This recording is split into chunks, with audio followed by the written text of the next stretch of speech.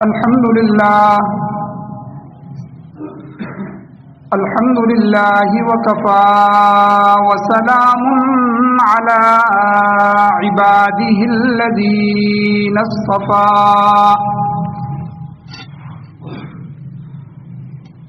أما بعد فأعوذ بالله من الشيطان الرجيم بسم الله الرحمن الرحيم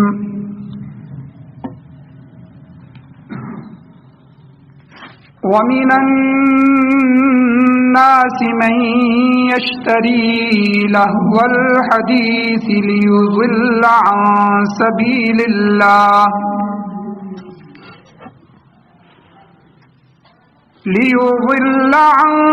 سبيل الله بغير علم ويتخذها هزوا أولئك لهم عذاب مهين.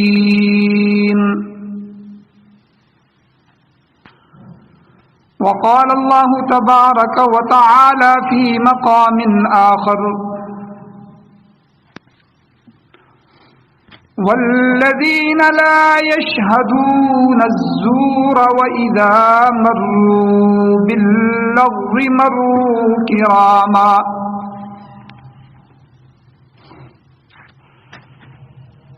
وعن أبي أمامة رضي الله تعالى عنه قال: قال النبي صلى الله عليه وسلم: إن الله عز وجل بعثني هدى ورحمة للعالمين وأمرني بمحق المعازف والمزامير. وعن عمران بن حسين رضي الله تعالى عنه أن رسول الله صلى الله عليه وسلم قال: في هذه الأمة خسف ومسخ وقذف.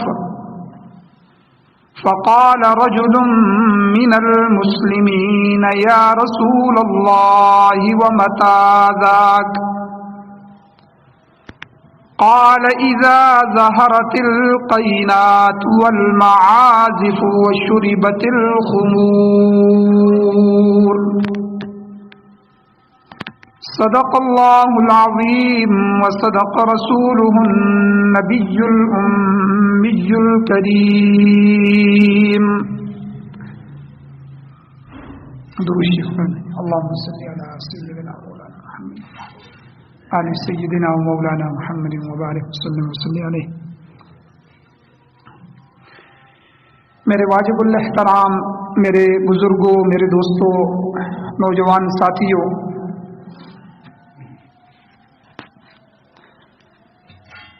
اللہ تعالیٰ سے دعا ہے کہ اللہ تعالیٰ ہمیں ایسی خوشیاں نصیب فرمائے جن سے وہ اللہ خود بھی خوش ہو جائے، اور ایسی خوشیوں سے اللہ ہمیں بچائے کہ جن کی وجہ سے وہ اللہ ناراض ہو جائے.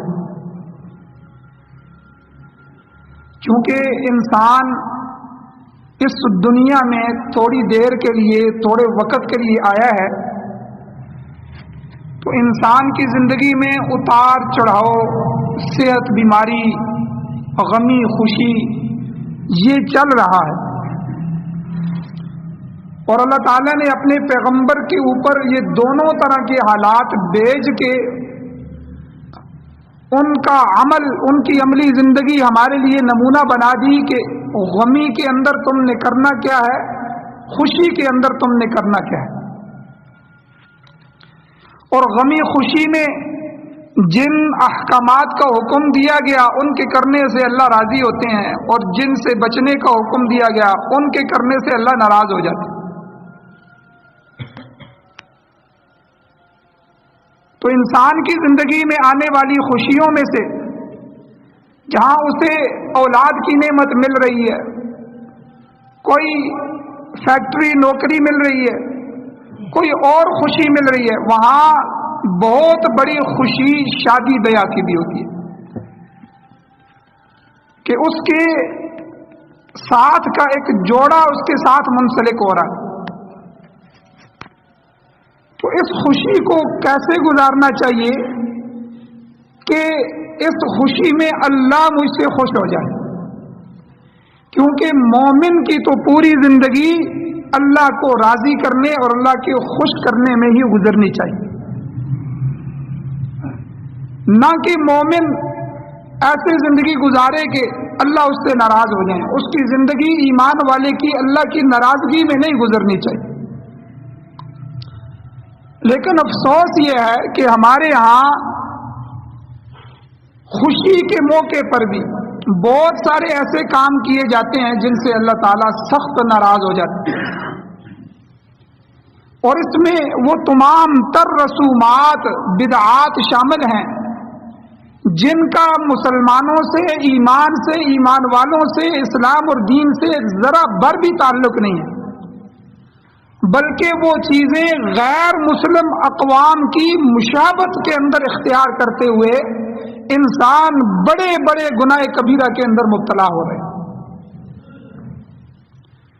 انہی میں سے اس شادی والی خوشی کے موقع پر موسیقی، ناچ، گانا، ڈانس، مجرا اور اس طرح کی بے شمار چیزیں جو خوشی کے نام پر جائز قرار دے کر حق سمجھتے ہوئے کرتے ہوئے اللہ تعالیٰ کی ناراضگی کے سبب کو اختیار کر. تو آئیے اس گناہ کی جو قباحت ہے، جو شناعت ہے، اللہ کے ہاں جو ناپسندیدگی ہے اور جو نقصان ہے، اور اس پر قرآن مجید اور نبی علیہ السلام کی احادیث مبارکہ سے وارد ہونے والی جو وعیدیں قرآن و سنت کی روشنی میں ہمارے سامنے ہیں، ان کو تھوڑا سا ہم دیکھ لیتے ہیں.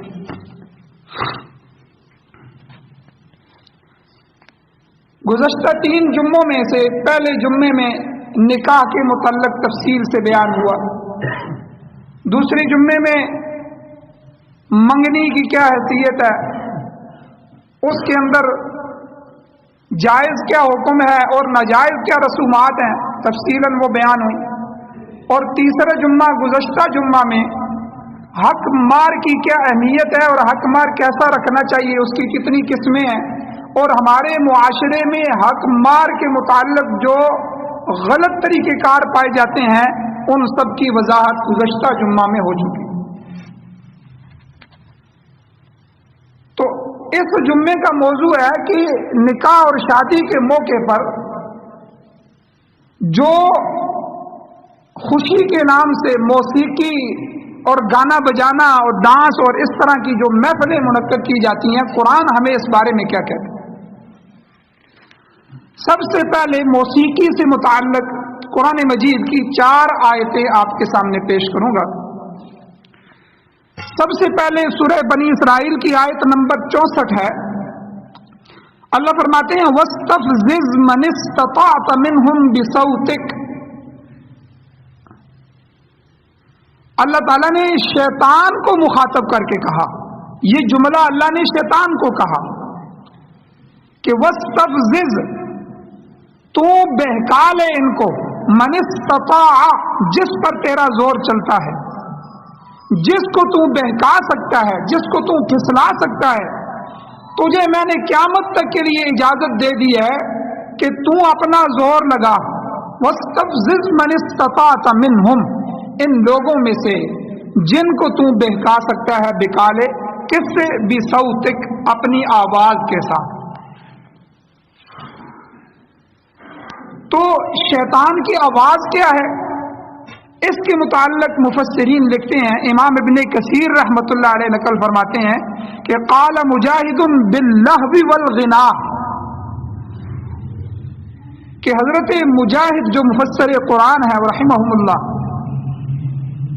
وہ اس آیت کی تفسیر میں فرماتے ہیں کہ شیطان کی آواز سے مراد گانا بجانا اور لہو و لہب ہے، کہ شیطان کی آواز، گانے کو شیطان کی آواز قرار دیا گیا. کہ شیطان کے پاس گمراہ کرنے کے لیے جہاں بہت سے آلات ہیں، بہت سے اسباب ہیں، بہت سی تدبیریں ہیں، بہت سے مکر و فریب ہیں، جیسے عورت کے ذریعے کسی کو گمراہ کرتا ہے، عورتوں کو شیطان کی رسیاں کہا گیا ہے حدیث میں، اور اسی طرح شراب کے ذریعے انسان کو بہکا دیتا ہے، زنا کے ذریعے انسان کو خراب کرتا ہے، اور کئی چیزیں ہیں جس کی وجہ سے انسان کو خراب کرتا ہے۔ تو جہاں یہ تمام چیزیں ہیں وہاں شیطان کے بہکانے کا ایک طریقہ یہ ہے کہ جو آدمی اس گانے بجانے میں مبتلا ہو جاتا ہے وہ شیطان کے بہکاوے میں آ جاتا ہے۔ اور اسی طرح دوسری قرآن مجید کی آیت ہے، سورہ فرقان کی آیت نمبر 72 ہے۔ اللہ تعالیٰ اپنے ان بندوں کو بیان کر رہے ہیں، عباد الرحمن جنہیں کہا گیا ہے، رحمان کے بندے، وہ کون کون ہیں، ان کی صفات کیا ہیں۔ اللہ ان کی صفتیں بیان کرتے کرتے آگے جا کے آخر میں اللہ فرماتے ہیں والذین لا یشہدون الزور، وہ عباد الرحمن اللہ کے بندے وہ ہیں جو بیہودہ باتوں میں شریک نہیں ہوتے۔ اللہ کے بندوں نے کی ایک صفت اللہ نے وہ بیان کی ہے کہ یہ فلاں فلاں فلاں میرے بندے ہیں جن کے اندر یہ صفات ہیں۔ ایک بات ان کے اندر یہ بھی ہوتی ہے کہ جہاں کوئی بیہودہ بات ہو، بیہودہ مجلس ہو، بیہودہ کوئی چیز ہو، اس جگہ وہ نہیں جاتے، اس جگہ اس میں شریک نہیں ہوتے۔ تو اس آیت کے ضمن میں امام ابو بکر جساس رحمۃ اللہ علیہ نقل فرماتے ہیں کہ عن ابی حنیفہ رحمہ اللہ، ابو حنیفہ رحمۃ اللہ علیہ امام اعظم فرماتے ہیں اس آیت کی تفسیر میں کہ الزور الغنا، کہ یہاں اللہ تعالیٰ نے جو بیہودہ بات کہا ہے تو یہ بیہودہ بات سے مراد گانا بجانا ہے۔ تو معلوم ہوا اس آیت سے کہ اللہ کے نیک اور محبوب بندے موسیقی سے، گانے بجانے سے اور ایسی محفلوں سے دور رہتے ہیں، اور جو ایسی محافل سے، موسیقی سے دور نہیں رہتے بلکہ اس کی دل دادہ ہیں اور اس کا شوق رکھتے ہیں تو وہ کسی صورت میں بھی اللہ کے بندوں میں شمار نہیں ہو سکتے۔ اسی طرح تیسری آیت مبارکہ ہے، سورہ لقمان کی آیت نمبر 6 ہے۔ اللہ تعالیٰ فرماتے ہیں وَمِنَ النَّاسِ مَن يَشْتَرِي، لوگوں میں سے کچھ لوگ ایسے ہیں کہ مَن يَشْتَرِي لَهْوَ الْحَدِيث، جو غافل کر دینے والی باتوں کے خریدار بنے ہوئے ہیں۔ وہ ایسی باتوں کو، ایسی چیزوں کو کیوں خریدتے ہیں؟ لِيُضِلَّ عَن سَبِيلِ اللَّهِ بِغَيْرِ عِلْمٍ، تاکہ بغیر علم کے ان کے ذریعے لوگوں کو اللہ کے راستے سے گمراہ کر دیں۔ وَيَتَّخِذَهَا هُزُوًا، اور اللہ کے دین کا یا اللہ کے لوگوں کا مذاق اڑائیں۔ اولئک لہم عذاب مہین، اللہ کہتے ہیں یہ وہ لوگ ہیں کہ جن کو اللہ تعالیٰ ایسے عذاب میں مبتلا کرے گا کہ جو عذاب ان کو ذلیل کر کے رکھ دے گا۔ ذلت اور رسوائی کے عذاب میں اللہ تعالیٰ قیامت کے دن ان کو مبتلا کرے گا۔ تو اس آیت کے ضمن میں مفسرین نے جو شان نزول لکھا ہے کہ یہ آیت کیوں نازل ہوئی۔ مکہ کے اندر حضور علیہ الصلوۃ والسلام کے زمانے میں ایک کافر، ایک مشرک تھا جو مکہ مکرمہ کا تاجر تھا، نضر بن حارث۔ تو وہ غیر ممالک کے اندر، مکہ سے دور دور شام اور فلسطین اور ایران اور ان ممالک میں تجارت کی غرض سے جاتا تھا، بڑی تجارت تھی اس کی۔ جب اسلام پھیلنے لگا، لوگ مسلمان ہونے لگے اور نبی علیہ الصلوۃ والسلام کا قرآن سن کے حضور کی مجلس کی طرف آنے لگے، تو اس خبیث کے دل میں خیال آیا، اس نے کیا کہ یہ ایران گیا تو ایران سے واپسی پر دو چیزیں وہاں سے لے کے آیا۔ ایک تو وہاں ایران کے جو بادشاہ تھے یا ان کے بڑے تھے، ان کی قصوں اور کہانیوں پر مشتمل جو کتابیں تھی، رسالے تھے، میگزین تھے، وہ خرید کے لے آیا کہ تاکہ ان میگزین کے ذریعے لوگوں کو قرآن سے دور کیا جائے۔ اور دوسرا، وہ ایک ایسی کنیز، ایک ایسی لونڈی اور غلام عورت جو گانا گانے والی تھی، جس کی آواز بڑی اچھی تھی اور وہ گانے والی تھی، وہ وہاں بازار سے خرید کے لے آئے۔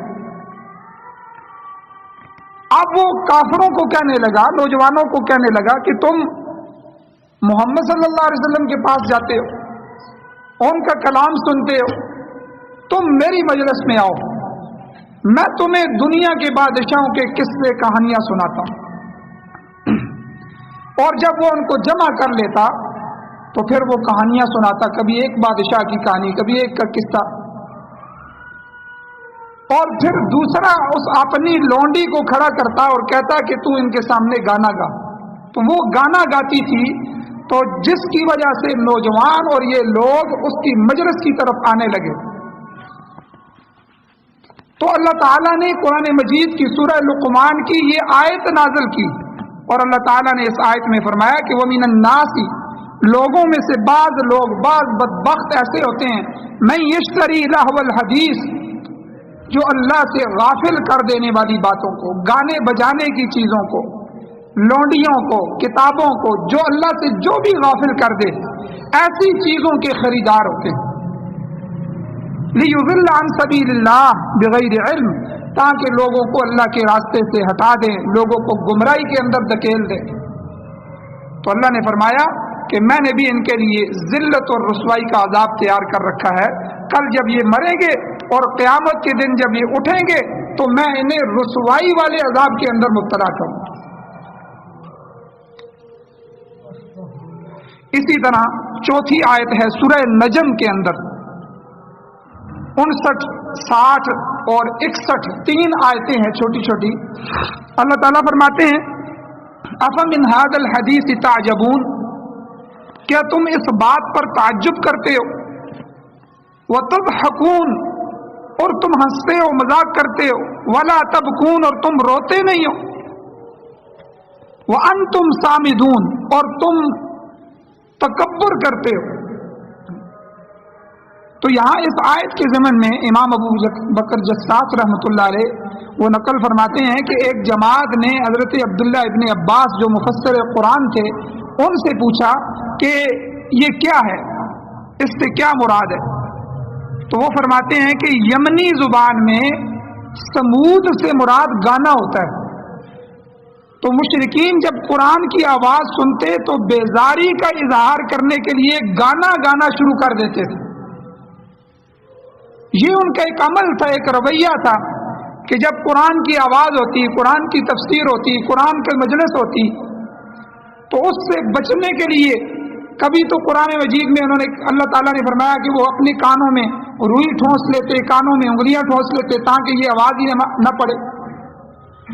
کبھی وہ حضور کی مجلس میں جب حضور قرآن سناتے تو آگے سے شور شروع کر دیتے، اور کبھی یہ طریقہ اختیار کرتے کہ جب حضور علیہ الصلوۃ والسلام ان پر کو قرآن سناتے تو قرآن پر تعجب کرتے کہ یہ بھی کوئی کتاب ہے، اور قرآن کا وتضحکون، قرآن کا مذاق اڑاتے تھے،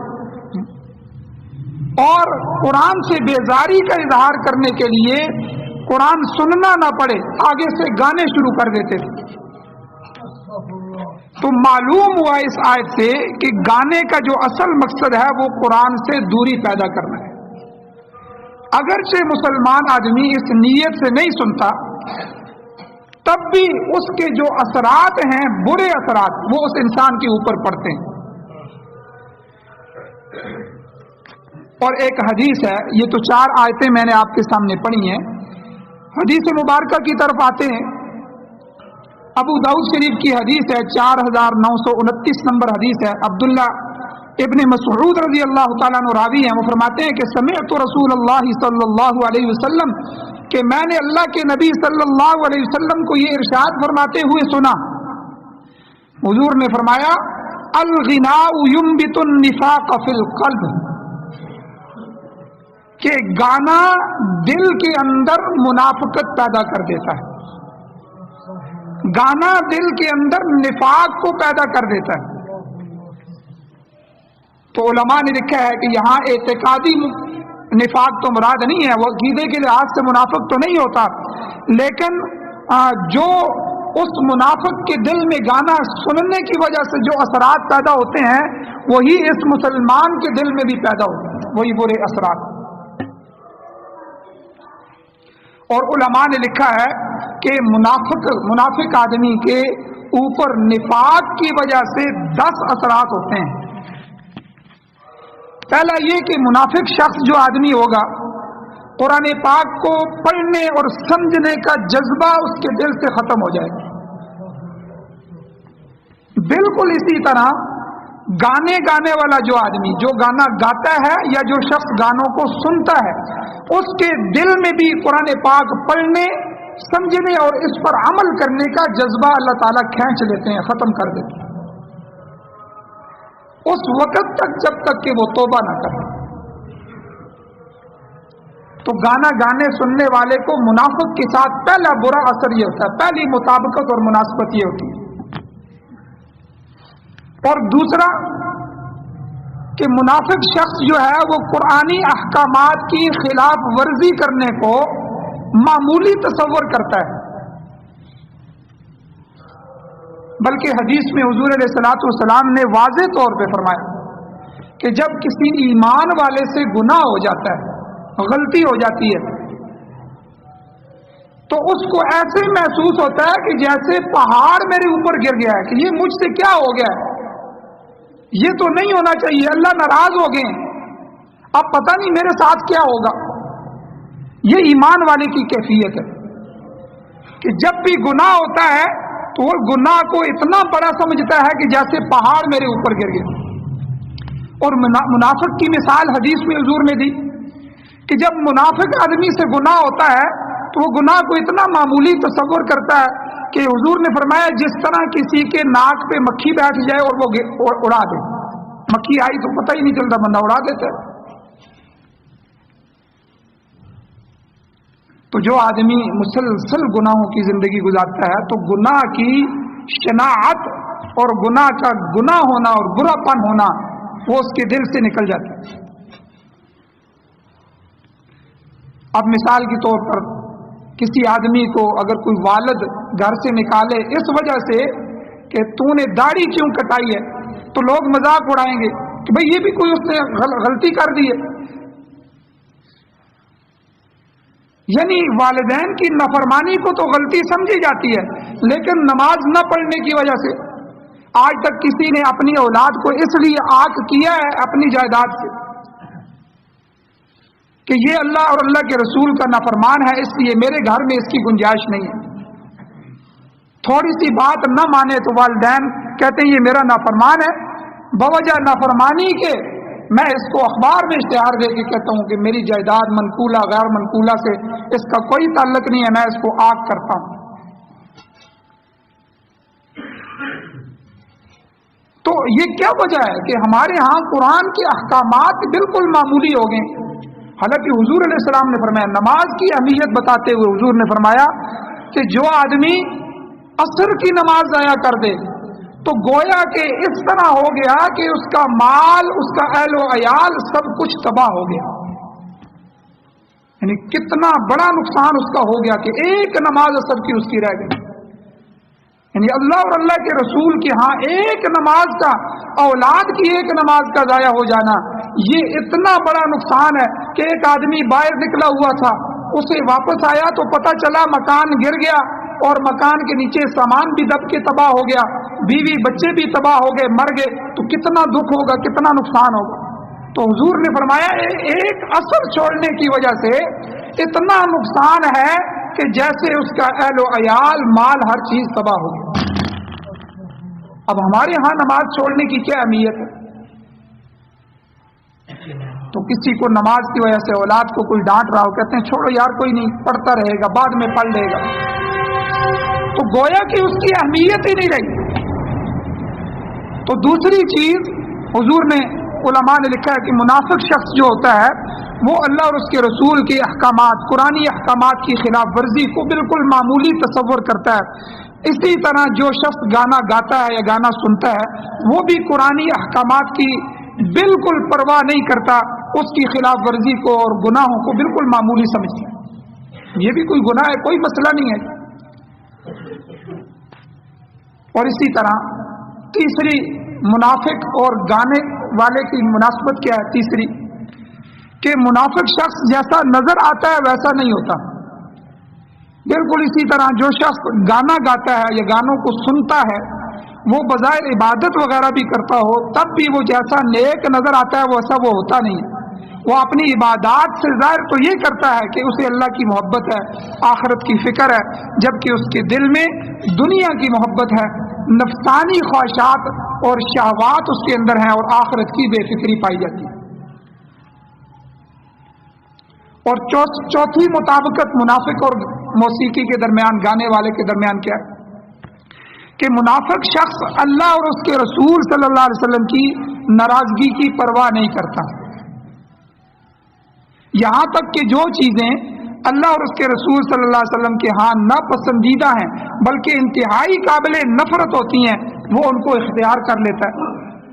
تو بالکل اسی طرح جو شخص گانا گاتا ہے یا گانوں کو سنتا ہے وہ بھی اللہ اور اس کے رسول صلی اللہ علیہ وسلم کی ناراضگی والی بدترین چیز موسیقی، اس کو حرام بھی قرار دیا گیا، اور قرآن مجید میں اور حدیث میں باعث عذاب بھی کہا گیا کہ اللہ اس کو رسوائی والا عذاب دیں گے، لیکن پھر بھی وہ اس کی پرواہ نہیں کرتا۔ تو اسی طرح یہ دونوں، منافق اور گانے والا، یہ دونوں برابر۔ اسی طرح پانچویں کہ منافق شخص کو عبادات میں مزہ نہیں آتا، لطف نہیں آتا،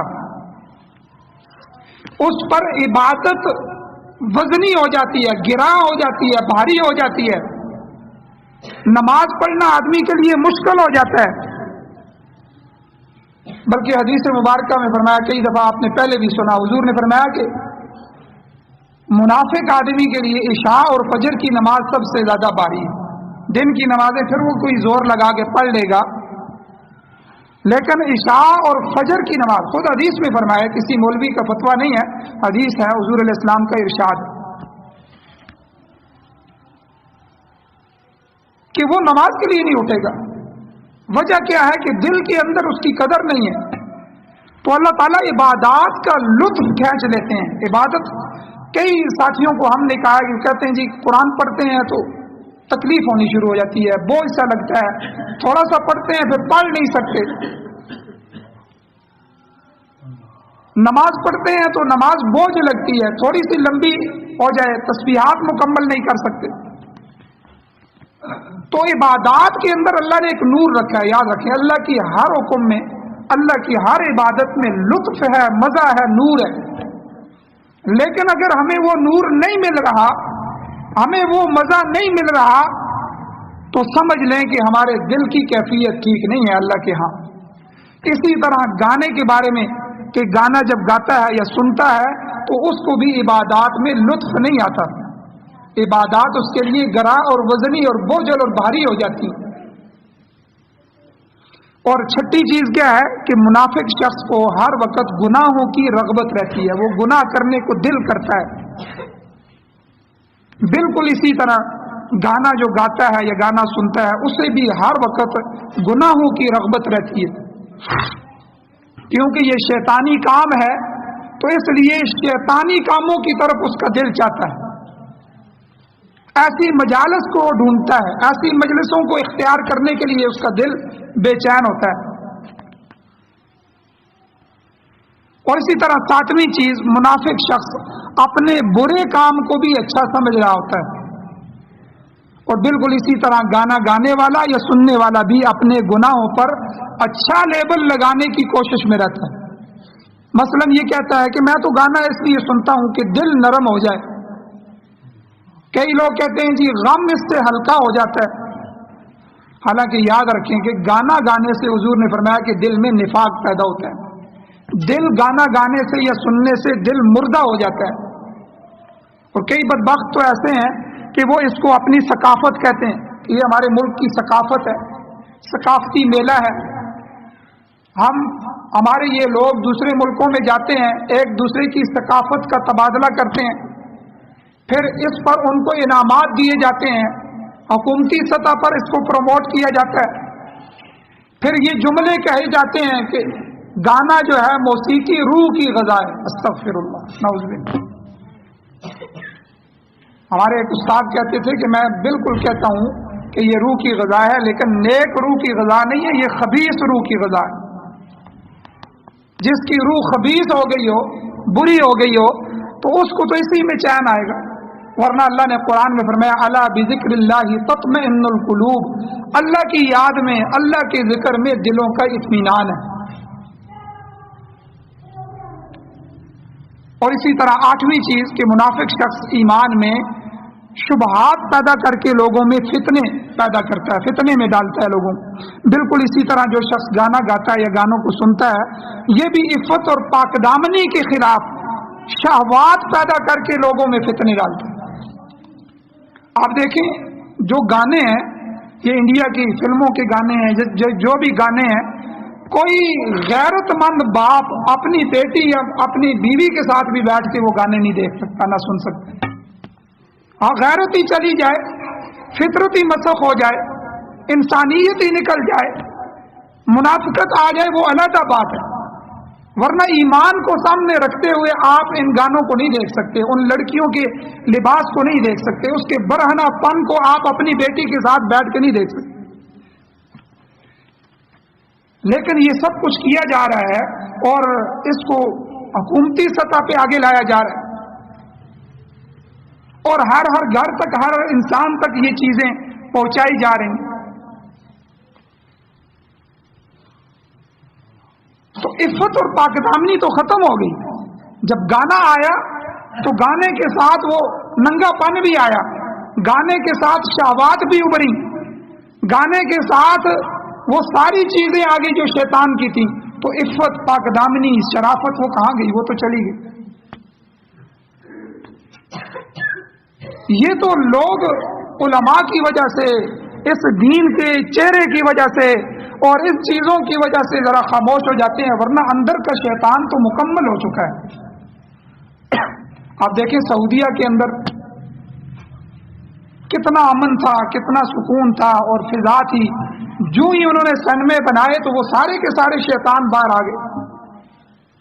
جب حکومتی سطح سے وہ معاملات ہونے شروع ہوئے، انہوں نے انڈیا کے کنجروں کو بلایا، دنیا بھر سے کنجروں کو بلایا اور ان کے ذریعے گانے گنوائے اور سارا کچھ کیا اور سینموں کے افتتاح کیے، سب کچھ کیا. تو وہ جو اندر کے بند شیطان تھے انہوں نے برقعے بھی اتار دیے، انہوں نے سب کچھ کیا، وہ ننگے ہو کے سامنے آ گئے. تو یہ بھی منافق اور گانے کے درمیان یہ مطابقت ہے. اور اسی طرح 9ویں وجہ علماء نے لکھی ہے کہ منافق شخص دین کو کبھی غالب نہیں ہونے دے گا، بلکہ دین کے غلبے سے، شریعت کے غلبے سے ہمیشہ خوفزدہ رہے گا. وجہ کیا ہے کہ وہ تحدیدی احکامات، اللہ کے حدود اور اللہ کی طرف سے جو سزائیں ہیں ان سے ڈر کی وجہ سے کہ کہیں میں ان کی زد میں نہ آ جاؤں. تو اسی طرح گانا گانے والا اور گانا سننے والا وہ بھی دین کو غالب نہیں آنے دے گا، ہمیشہ خوفزدہ رہے گا کہ موسیقی کی مجالس ہونے کی وجہ سے، ظاہر بات ہے وہ پھر موسیقی تو نہیں ہوتی، شادیوں کے اندر پھر کیا ہوتا ہے، موسیقی کے ساتھ پھر شراب بھی ہوتا ہے، شراب ہوتا ہے تو اس کے ساتھ زنا بھی آتا ہے. اب شراب اتنا بڑا جرم ہے کہ قرآن مجید میں اس پر حد جاری کی گئی، اس کو کوڑے لگائے جائیں، یہ شرعی حدیں ہیں. زنا اتنا بڑا جرم ہے کہ اگر وہ ہو جائے تو اس کو پتھر مار مار کے، اگر شادی شدہ نہیں ہے تو اس کو کوڑے لگائے جائیں. اگر شادی شدہ آدمی ہو کے زنا کرے اور معاشرے کے اندر یہ بدتمیزی کرے تو اس کو اسلامی سزا کیا ہے، شریعت کی سزا کیا ہے کہ اس کو سنسار کیا جائے، اس معاشرے کو اس سے پاک کیا جائے. اب یہ منافق آدمی ہمیشہ ان چیزوں سے ڈرے گا، اور گانا گانے والا، سننے والا، کہ جب شریعت آ گئی اللہ کا دین آ گیا، طالبان آ گئے، اسلامی حکومت آ گئی، تو یہ ساری چیزیں بھی آئیں گی، حدیں بھی قائم ہوں گی، پھر تو حدود اللہ کا قیام ہوگا، اللہ کا دین قائم ہو جائے گا۔ پھر تو میں تو جو کچھ کر رہا ہوں، جو مجھے پتہ ہے، تو میں تو ان احکامات، ان تحدیدی سزاؤں کی زد میں آ جاؤں۔ اس لیے علماء نے لکھا ہے کہ منافق آدمی اور گانا سننے گانے والے آدمی یہ کبھی بھی دین کو غالب نہیں دیکھنا چاہتے، اس سے خوفزدہ رہیں۔ اور 10واں مطابقت کیا ہے کہ منافق شخص دین کی تعلیم، تعلم، فہم اور تفہیم ان سے محروم رہتا ہے۔ بالکل اسی طرح جو شخص گانا گاتا ہے یا گانوں کو سنتا ہے وہ بھی دینی تعلیم اور تعلم اور فہم اور تفہیم سے محروم ہوتا ہے، اللہ اس کو اپنے دین سے، اپنے علم سے محروم کر دیتے ہیں۔ میں ایک مولوی صاحب کے ساتھ ایک اسپتال میں ایک نوجوان کی، ان کا کوئی مقتدی تھا، کالج یونیورسٹی کا تھا، تو اس کی عیادت کے لیے چلا گیا، تو آپ اندازہ لگائیں دوسرے دن اس کے ہارٹ کا آپریشن تھا، دل کا آپریشن تھا۔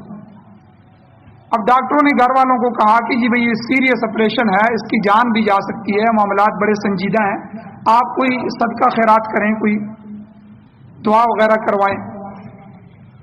اب والدین ادھر لگے ہوئے ہیں، اور اس نوجوان کو جب ہم داخل ہوئے دیکھا تو وہ بیڈ پہ فلمیں دیکھ رہا ہے، نیٹ پہ فلمیں دیکھ رہا ہے۔ اب یہ حالت ہے کہ موت سر پہ کھڑی ہے، کل کا پتہ کوئی نہیں ہے، اور اس حالت میں بھی بندہ اللہ کی طرف رجوع کرے، کوئی قرآن کی تلاوت کر لے، کوئی سورہ یاسین پڑھ لے، کوئی اس حالت میں اللہ کے سامنے رو لے، کوئی 2-4 باتیں کر لے، اپنے گناہوں پہ استغفار کرے، کوئی ندامت کے 2-4 آنسو بہا دے۔ لیکن یہ کس وجہ سے ہے کہ وہ گانا اور وہ فلمیں اور وہ ساری چیزیں اس کے دل میں دھس چکی ہیں۔ اب موت کی بھی پرواہ نہیں ہے، کسی چیز کی پرواہ نہیں ہے، اب بس بستر مرگ پہ لیٹا ہوا ہے، لیکن اس حالت میں بھی اللہ کی یاد نہیں ہے۔ تو یاد رکھیں اللہ تعالیٰ منافق کو بھی اور گانے سننے گانے والوں کو بھی اللہ تعالیٰ اپنے علم سے، اپنے دین سے محروم کر دیتے، اپنی یاد سے اللہ ان کو محروم کر دیتے ہیں جب تک کہ وہ توبہ نہ کرے۔ تو اس لیے میرے بھائیوں کہ یہ بڑی سخت سزائیں ہیں جو اللہ تعالیٰ نے جو ہے قرآن مجید کی آیات میں اور نبی علیہ السلام نے احادیث میں فرمائی۔ ایک حدیث میں حضور نے فرمایا، حضرت عمران ابن حسین رضی اللہ تعالیٰ عنہ کی روایت ہے کہ اللہ کے نبی نے فرمایا اس امت میں لوگوں کو زمین پر دھسنے کا عذاب بھی آنے والا ہے اور شکلوں کے بگڑ جانے کا عذاب بھی آنے والا ہے، شکلیں بگاڑ دی جائیں گی، اور پتھروں کی بارشوں کے عذاب بھی آنے والے ہیں۔ تو صحابہ پریشان ہو گئے، تو ایک صحابی نے نبی علیہ السلام سے عرض کیا، اللہ کے رسول ایسے واقعات کب رونما ہوں گے، کب یہ آئیں گے؟ نبی علیہ السلام نے فرمایا کہ جب گانے والی عورتیں اور گانوں کا عام رواج ہو جائے گا اور کثرت سے شرابیں پی جانے لگی۔ آج یورپ کے اندر جو ہے شراب تو پانی کی طرح پی جاتی ہے، جس طرح ہم یہ پیپسی کی بوتل نوجوان پیتے ہیں، اس طرح وہاں تو شراب عام ہو چکی۔ تو اب ہمارا نوجوان بھی بےتاب ہے کہ کسی طرح یہ یورپی کلچر ہمارے ہاں بھی آ جائے۔ تو نبی علیہ السلام نے فرمایا یہ 3 بڑے عذاب اس امت میں آئیں گے، اور کثر تو کوئی بھی نہیں رہی، ہر چیز پوری ہو رہی ہے۔ تو اس لیے میرے بھائیو حضور علیہ السلام کی ایک اور حدیث ہے، حضور نے فرمایا اللہ نے مجھے باعث ہدایت اور سراپا سر سے پاؤں تک اللہ نے مجھے رحمت للعالمین بنا کے بھیجا، لیکن وَأَمَرَنِي اللہ نے مجھے حکم دیا بِمَخْقِ الْمَعَازِفِ وَالْمَزَامِيرِ موسیقی اور اولاد موسیقی کو توڑنے کا اللہ نے مجھے حکم دیا کہ میں اس کو مٹا دوں۔